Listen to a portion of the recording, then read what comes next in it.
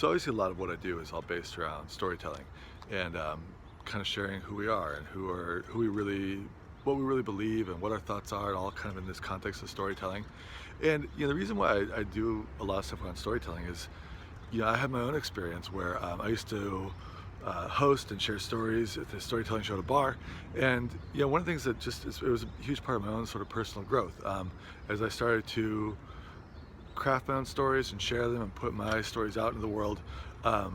It made me reflect on my own stories in a way that I maybe hadn't before. They were just sort of bouncing around in my mind, and I was accepting them as truth. But by having to put them out there in the world, I had to take a closer look at them and see, like, okay, what part of these stories are actually true, and what part of these stories are actually my mind, or what part of these stories are part of, like, maybe a cultural story that doesn't serve me or that I don't want to abide by anymore.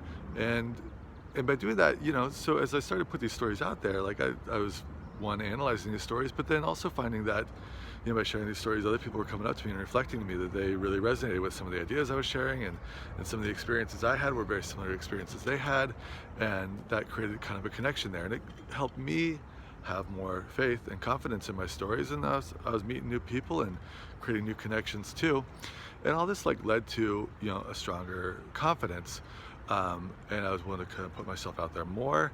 And over time, this led to me looking at my life and the way I expressed myself in a way that was much more authentic than I was before. And then what happens when you're authentic? You start connecting with people more strongly after that, and it all just becomes this cyclone of connection and learning about yourself and learning about authenticity, and it all kind of piles in together. So um, that's a big part of why I focus on doing storytelling, a lot of the work I do.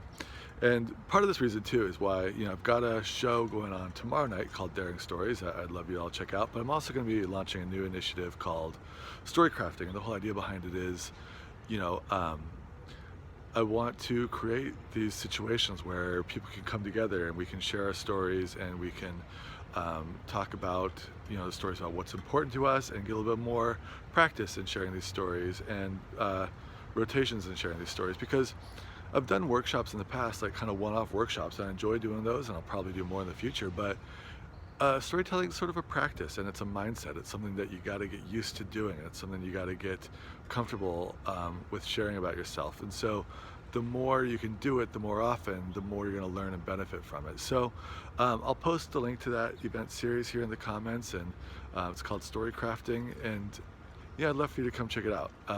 And also, Daring Stories is tomorrow night, and that's all I've got. Signing off.